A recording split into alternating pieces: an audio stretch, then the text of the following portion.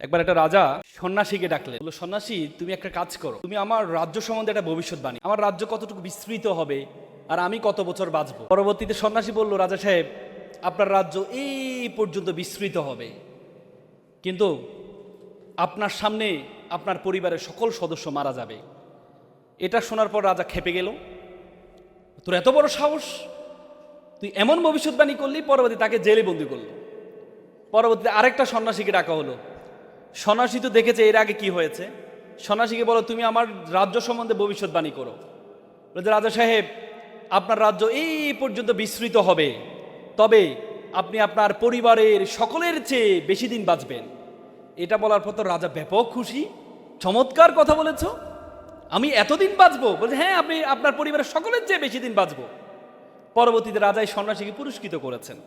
আচ্ছা, আমাকে বলুন তো, আপনার সামনে আপনার পরিবারের সকল সদস্য মারা যাবে এ কথা, আর আপনি আপনার পরিবারের সকলের চেয়ে বেশি বাঁচবেন, দুই কথার মধ্যে কোনো পার্থক্য আছে? আছে? টাঙ্গানি আর লটকানি না? কিন্তু একটার জন্য পুরস্কৃত হয়েছে, একটার জন্য কি শাস্তি পেয়েছে। কেন? এটি হচ্ছে বলার ধরন।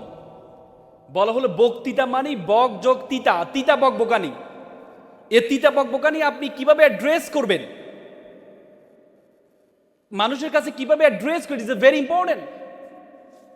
আপনি যদি কথা দিয়ে মানুষকে মাত করতে পারবেন, আবার কথা দিয়ে নিজে কাতও হতে পারবেন। আপনি দেখেছেন বাংলাদেশের সাবেক প্রধানমন্ত্রী 20 বছরের সাম্রাজ্য একটি কথার কারণে ধ্বংস হয়েছে। বলুন তো সেই কথাটা কি? রাজাকারের বাচ্চা। আপনাদের আজকের প্রোগ্রামের প্রধান অতিথি আমাদের সিকবাদুল্লাহ ভাই, উনি ঢাকা বিশ্ববিদ্যালয়ের ছাত্র ছিলেন। উনি জানে যে ঢাকা বিশ্ববিদ্যালয়, ওনার এই বক্তব্যের পরবর্তীতে ঢাকা বিশ্ববিদ্যালয়ের প্রত্যেকটা হলে রাজাকার রাজাকার, তুমি কে আমি কে, রাজাকার রাজাকার স্লোগান হয়েছে। এটা ঢাকা বিশ্ববিদ্যালয়ে চিন্তাই করা যায় না।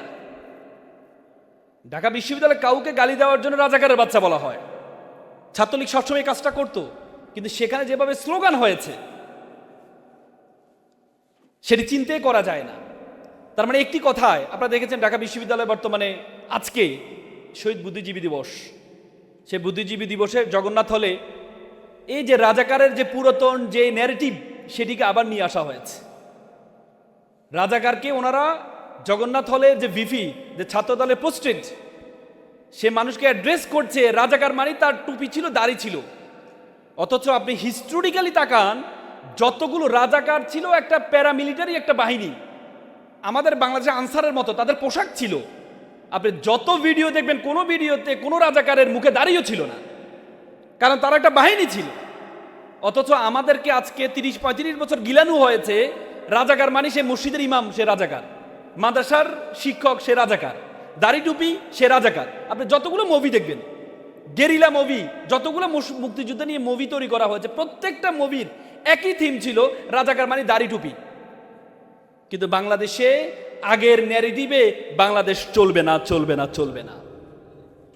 কারণ এই তরুণ প্রজন্ম যারা জীবন দিয়েছে, যে তরুণ প্রজন্ম যারা জীবন দিয়েছে, যারা জন্মের পর থেকে আওয়ামী লীগকে ক্ষমতা দেখেছে, সে তরুণ প্রজন্ম তাদেরকে পতন করেছে যে শুধুমাত্র নেগেটিভ ন্যারেটিভের কারণে।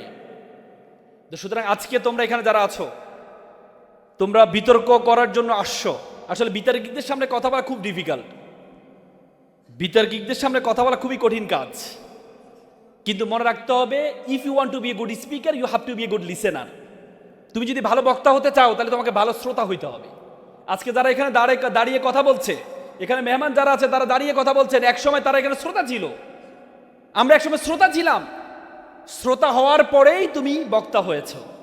তো সুতরাং বক্তা হওয়া, দেখো পৃথিবীতে বলা হয়, আগে বলা হতো ইটস টাইম ফর জিকে, মানে টাইমটা হচ্ছে জিকে মানে জেনারেল নলেজ। এখন বলে it's not time for GK, it's time for SK, special knowledge. তোমাকে এমন একটা দক্ষতা অর্জন করতে হবে যে দক্ষতাটা 10 জন থেকে তোমাকে পার্থক্য করবে। আর পৃথিবীতে যত দক্ষতা আছে, তোমরা দেখো একটা প্রাইমারি স্কুলের শিক্ষক বলে যে সব কিছু জানে তার কিন্তু খাওয়া নেই, যে একটা জিনিস ভালো করে জানে তার খাওয়া বেশি। তোমরা প্রাইমারি স্কুলের শিক্ষক দেখো, বেতন পায় হচ্ছে 20-25 হাজার টাকা, কিন্তু সব সাবজেক্ট পড়ায়। কিন্তু একটা কলেজের শিক্ষক, সে বেতন পায় 50 থেকে 60 হাজার টাকা, কিন্তু একটা সাবজেক্ট পড়ায়। তার মানে স্পেশাল নলেজের যোগ এখন। আর পৃথিবীতে যত দক্ষতা আছে সবচেয়ে most finance skill is the speaking skill. যত দক্ষতা আছে সবচেয়ে বড় দক্ষতা হচ্ছে কথা বলার দক্ষতা। তোমরা যদি কথা বলার দক্ষতা অর্জন করতে পারো, তুমি যে পেশায় যাবা you will be top one, you will be top one. তুমি যেখানে যাবা তুমি সেরা হবা। তুমি যদি একজন শিক্ষক হতে চাও, you are debater, you will be top one.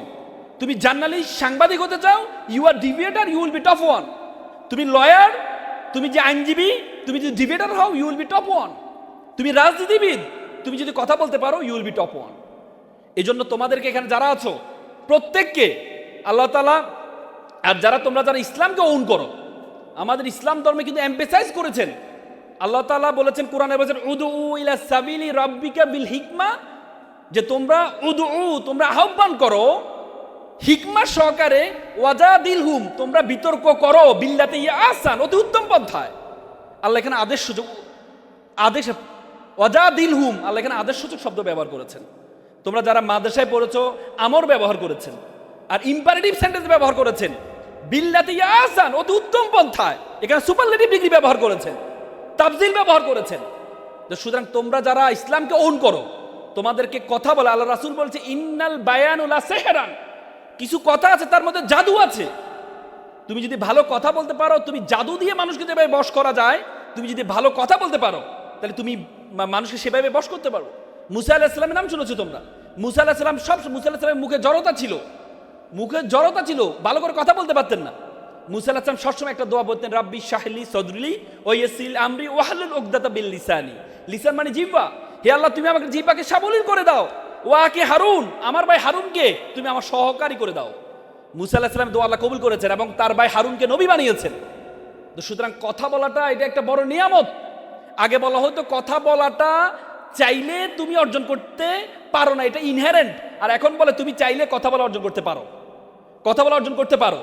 আমি আসলে কথা বাড়াবো না, কারণ হচ্ছে এই অনেক সময় হয়েছে, প্রধান অতিথি কথা বলবেন, কিন্তু এতগুলো মিডিয়া আসছেন। আমার বিকালে একটা সেমিনার ছিল, এই কওমিদের একটা সেমিনার ছিল, তো সেখানে ওরা জানতে পেরেছে, তারপরে এখানে আসছে, কিন্তু আসলে ওদের হক আদায় হচ্ছে না, এই জন্য আমি ক্ষমা চেয়ে নিচ্ছি। আমার মাঝখানে একটা টক শো ছিল এনটিভিতে, সেটা শেষ করে আসি। আমি শুরুতেই লেট করেছি, প্রধান অতিথির পরে কোনো মেহমান আসা এটা কিন্তু সৌজন্যতা বোধের মধ্যে পড়ে না।